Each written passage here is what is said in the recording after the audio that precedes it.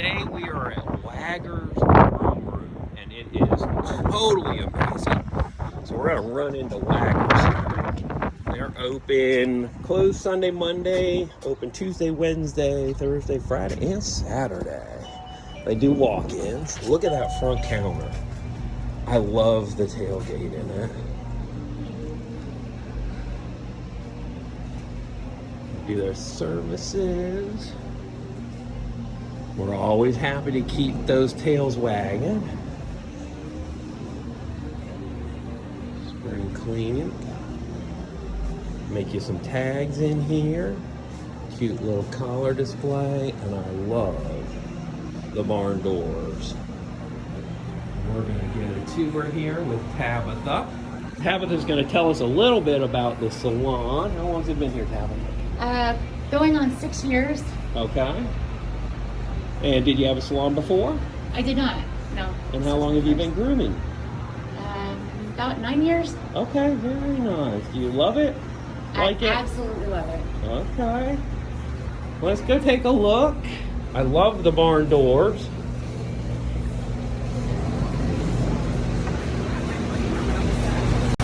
Are these your finished dog kennels or coming in? This is where we stage the dogs that are done and ready to go. Okay, and how many groomers do you have in here? I have 3 full-time groomers and 2 full-time bathers. Okay. You got the DuraDog stainless tubs. And then tell me about your corner shower. I've not seen one yet. So we cater to special medical and behavioral needs pets here. Some dogs cannot walk up the ramp and are not comfortable being picked up. So that is where we would bathe those dogs that either have a physical concern to where they're not comfortable getting in the tubs or they're just physically not able. Okay. And then supplies back there? Yeah, we've got supplies back there. We've got the office in the back. The office has a couple of smaller kennels. Some of the dogs don't do so well in the loud environment, so they could hang out in the office in a calmer place where we can close the door and keep it chill. Now, I do notice something different in your salon I've seen. So it looks like your tubs drain into a main drain. Yeah. So they're indirect plumbing, which means that they don't drain out directly into normal plumbing like your sink at home would. This drops straight into a trench drain because we wanted to make sure that we were being as kind as we could be to the environment and catching all the hair that we possibly could, so that we're not backing up drains or anything like that. So it's kind of a 4-step process to catch the hair before it all gets washed away down the drain.